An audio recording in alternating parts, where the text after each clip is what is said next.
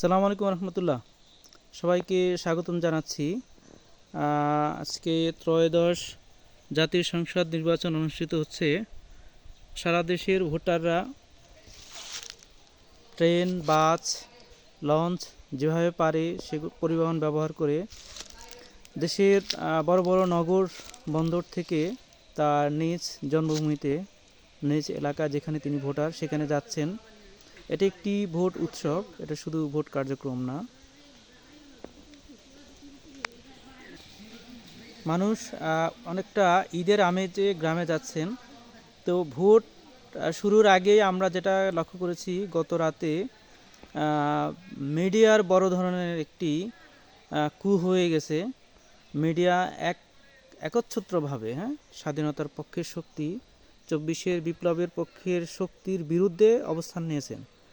তবে যদিও মাঝখানে তারা নিরপেক্ষতার ভান করেছিল, তো এখন যেভাবে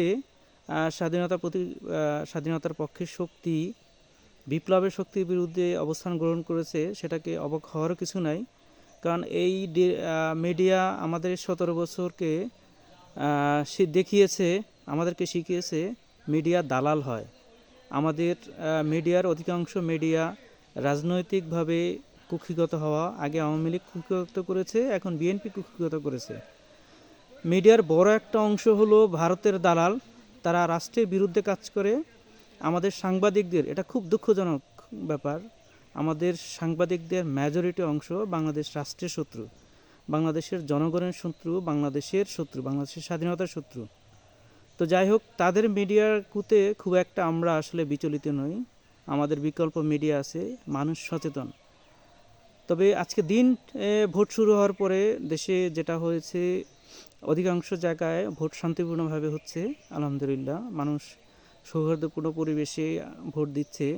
কিন্তু কিছু কিছু জায়গায় খুব অ্যালার্মিং কিছু নিউজ আসছে যে মানুষকে ভয়ভীতি দেখানো হচ্ছে।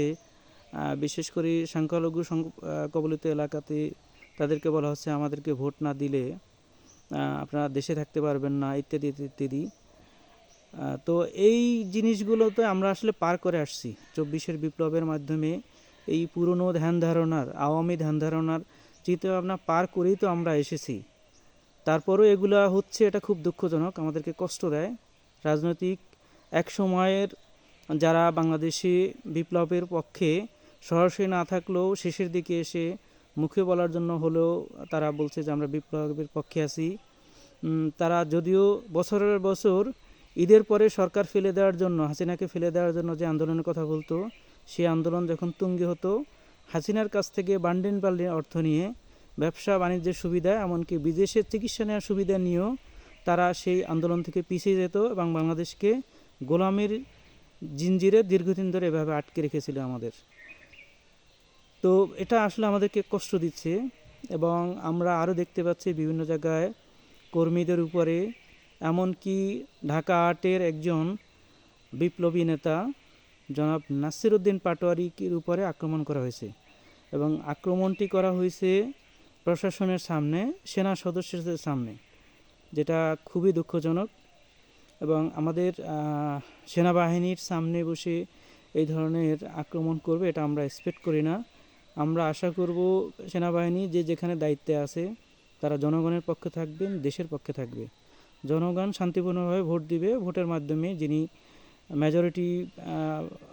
মেজরিটি পাবে তিনি সেখানে সরকার গঠন করবেন বা ওই আসনে এমপি হবেন।